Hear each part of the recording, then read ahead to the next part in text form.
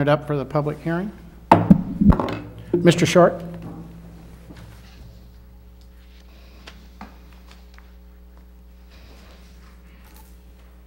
Thank you very much. I've had a number of discussions with Manager Houston and Mr. Dowswell that were quality, that were a good exchange of information to kind of come to an agreement or come to some understanding about what both sides wanted to do. And I had a chance to speak probably first couple of hours with the Planning Commission.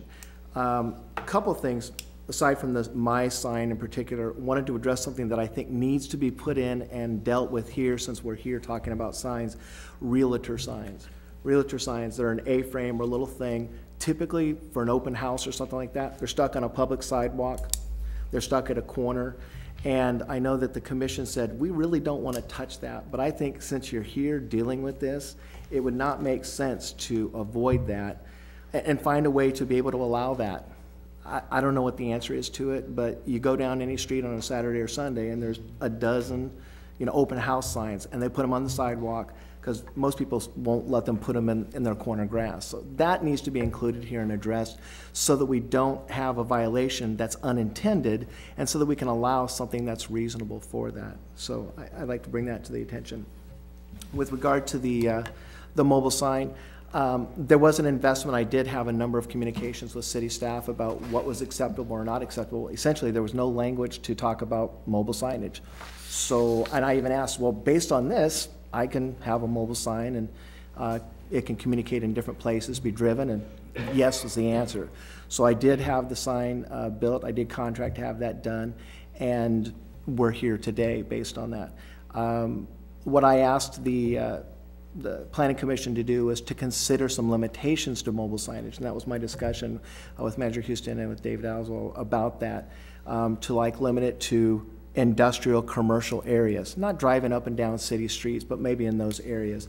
They felt that they did not want something like that in the city of Dixon, and while I may disagree with them, that was their decision. We did come to a unanimous agreement based on allowing, or a compromise, to July 1st for my signage.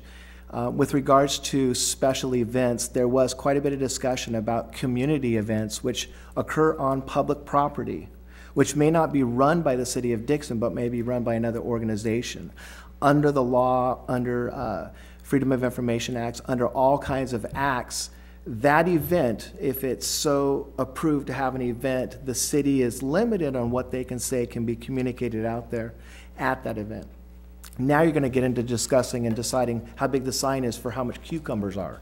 I mean, at the flea market, you're just getting into a place that you don't want to go, and that's going to be crazy. Essentially, if there's a special event on city streets and that special event coordinator says, yeah, you can pay or you can be a part of this and do your sign, there's probably a limited amount of stuff that the city can do with that. And I would like to make sure that that's made real clear in there. Otherwise, you're now deciding who can be at that special event or that community event.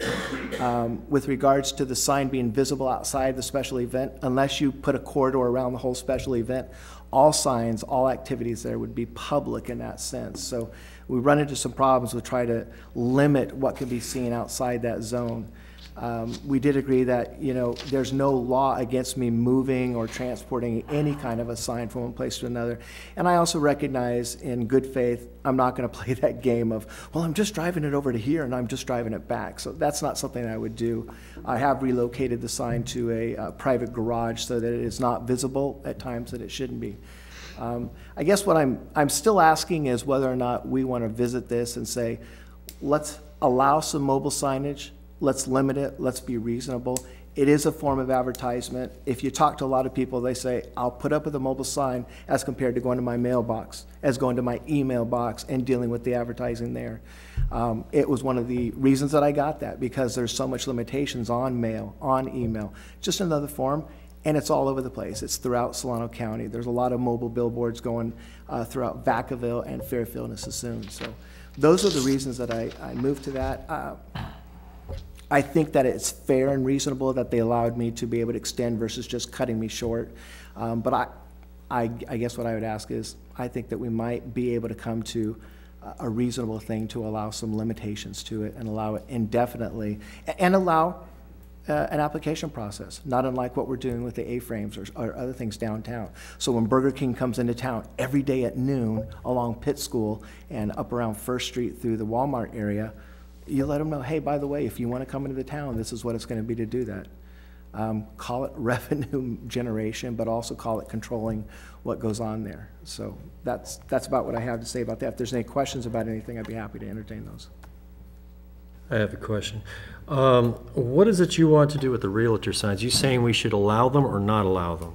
I think they should be allowed, but the ordinance needs to speak to that, because essentially what you've done is you've outlawed them and said that they need to have a special permit without addressing them. So you can call it an A-frame now as if it's not an A-frame. Well, it wasn't an A-frame, it was a T-frame. It stuck, it stood up on its own. That game playing, you've talked about it but not talked about it, and I think all somebody has to do is say, that's an A-frame sign, it's a realtor sign, it's in violation, and now you're back here, and you're gonna have a whole lot of realtors unhappy. Well, we've got a problem with that anyway. ADA advocates in town have already addressed that, and it's covered within the ADA law. You cannot block the sidewalk with the sign. So I think that it would be fruitless for us to address that in the signage. The other question I have, you say you want to extend now beyond the July date your ability to use this sign. And frankly, I was in favor of that to begin with, but I mean, you agreed to it, so it was kind of like a moot point at that point. So I want to know now exactly what it is that you want, that you would consider an ideal solution to this situation with the mobile signs. I think you defined part of it already. Well, in clarifying, what I agreed to was the compromise of, rather than killing it a month ago, to allowing an extension. That was a compromise. And there was a unanimous agreement to that. So if I'm going to have it not at all or another 4 months, of course I'm going to take 4 months of breath on it. But again, what I had shared and what I said is, I would like to see a consideration for some limited, reasonable, appropriate, clearly spelled out limitations to allow some mobile advertising. It is a form of advertising. It's pretty common. Absolutely. I'm the one that brought the West Hollywood case up. The whole purpose of the West Hollywood case was the fact that there was a 6-mile backup to go down the boulevard. And it had nothing to do with not advertising. It was just that there's 1 million people out here and everyone with a billboard is clogging up the streets. That was the whole thing that happened with that city council, and it made sense. It was kind of get into there's no cruising laws. It was basically legal cruising during the daytime on Saturday. So again, with limitations in certain places, commercial, industrial type areas, to allow it at certain times of the day. Obviously, you can't light a sign up, so it would need to be daylight hours. So there'd be some things like that. I'm asking whether or not this council feels that it is a reasonable consideration to address, and that's all I'm asking. Thank you. Mr. Short, I've seen your mobile sign, and I know it's on a trailer bed.